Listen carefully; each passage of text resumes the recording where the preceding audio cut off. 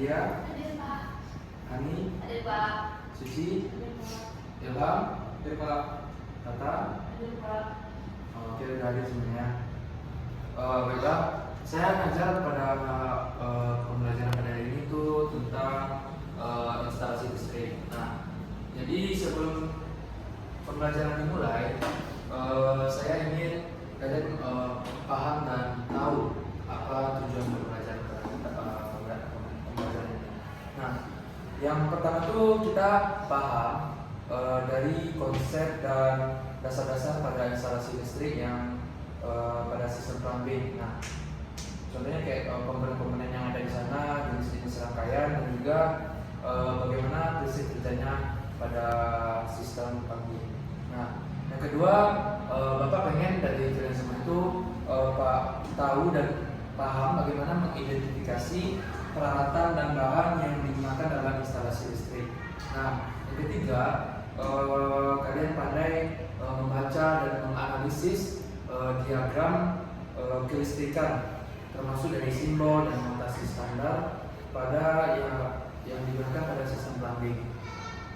Nah, dan juga kalian bisa mengevaluasi kesalahan umum yang ada pada instalasi listrik dan memahami cara memperbaikinya sesuai standar yang berlaku. Nah, kita langsung untuk pembelajaran kita mulai. Sebelum kita memulainya, kita harus paham konsep dasar. Nah, instalasi listrik adalah sistem yang mendistribusikan tenaga listrik dengan aman dan efisien dari sumber ke perangkat, misalnya dari rumah, gedung, ataupun industri. Nah, sistem ini mencakup dari kabel, saklek, stop kontak, dan panel distribusi yang mengatur aliran listrik secara aman. Nah, pemasangan dan pemeliharaan instalasi listrik harus dilakukan oleh tenaga profesional dan yang sesuai dengan standar keselamatan untuk mencegah kecelakaan seperti kebakaran dan sengatan listrik. Hal berikutnya yang perlu kita ketahui yaitu komponennya, apa aja komponen yang ada. Nah, yang pertama yaitu tentu saja kabel listrik. Nah, jadi kabel listrik ini merupakan penghantar listrik dari sumber ke titik penggunaan yang tersedia dalam berbagai jenis dan ukuran sesuai kebutuhan yang kita gunakan pada lapangan. Nah, yang kedua itu saklar. Saklar ini digunakan untuk menghubungkan atau memutus aliran listrik dari ke perangkat dengan berbagai jenis seperti tunggal maupun seri. Nah, yang ketiga yaitu ada stop kontak. Nah, stop kontak ini merupakan tempat menghubungkan perangkat listrik dari sumber listrik ke sumber listrik yang harus dipasang dengan benar untuk mencegah dari risiko korsleting itu sendiri. Nah, yang keempat yaitu ada pemutus sirkuit atau circuit breaker. Nah, ini merupakan pengaman yang memutus aliran listrik secara otomatis yang saat terjadi kelebihan depan atau hubungan pendek.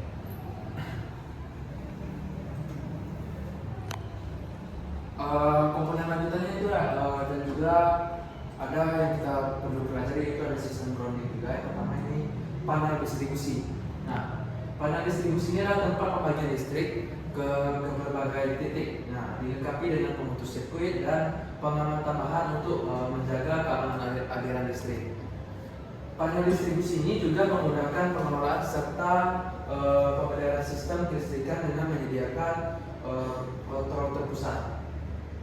Lalu ada juga yaitu sistem grounding. Nah, sistem grounding ini adalah sistem pertahanan yang berfungsi mencegah dari bahaya kebocoran arus listrik yang dapat mengancam keselamatan manusia dan perangkat. Nah, grounding ini melindungi perangkat dari lonjakan tegangan akibat petir ataupun gangguan listrik lainnya dengan menyalurkan arus berlebih kepada tanah.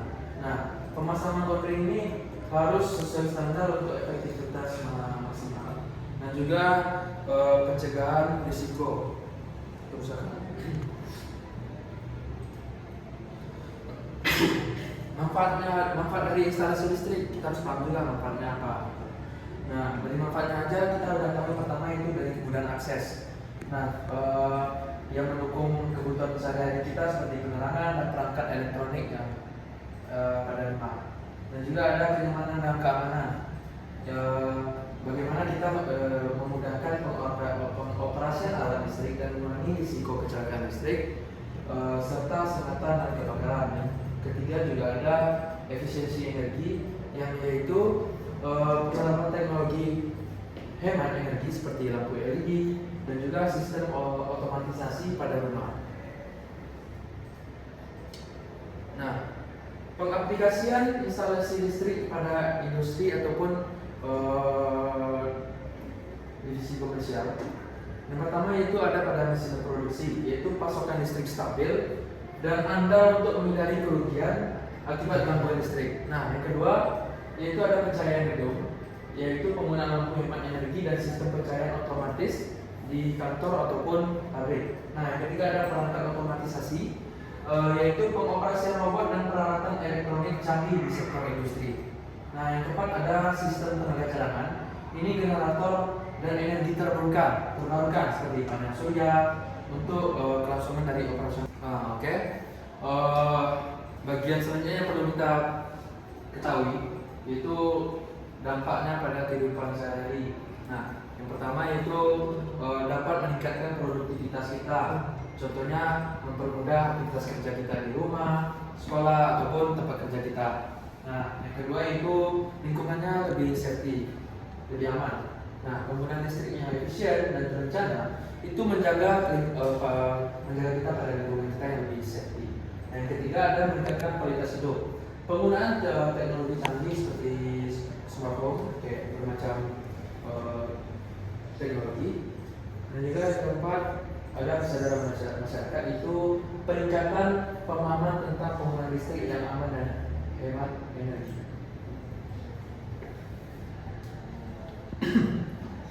Berikutnya itu jenis kabel listrik dan beberapa fungsinya. Yang pertama ada kabel NGA.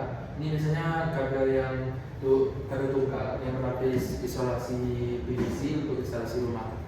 Nah, dan ada juga NDF. Ini kabel multi inti dengan isolasi ganda untuk keamanan perlahan. Nah, ada juga yang ketiga UPVC dengan kabel dengan isolasi yang tebal.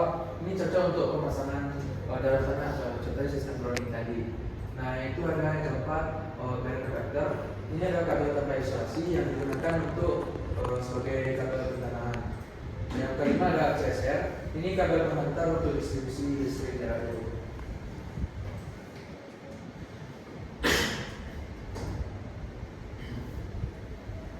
Lalu ada keselamatan kerja dalam instalasi listrik. Ini hal-hal yang perlu kita perhatikan bersama, yaitu kondisi alat keadaan baik sebelum kita pakai. Nah, yang kedua tentu saja APD, contohnya kayak menggunakan sarung isolasi ataupun sepatu safety. Nah, yang ketiga pengecekan berkala ini seperti kayak memeriksa komponen listrik secara rutin untuk mencegah terjadinya kecelakaan. Nah, yang keempat, jika udah keselamatan kerja yang perlu kita pahami itu pertemuan pertama, kita juga harus paham bagaimana teknik-teknik pada pertemuan pertama.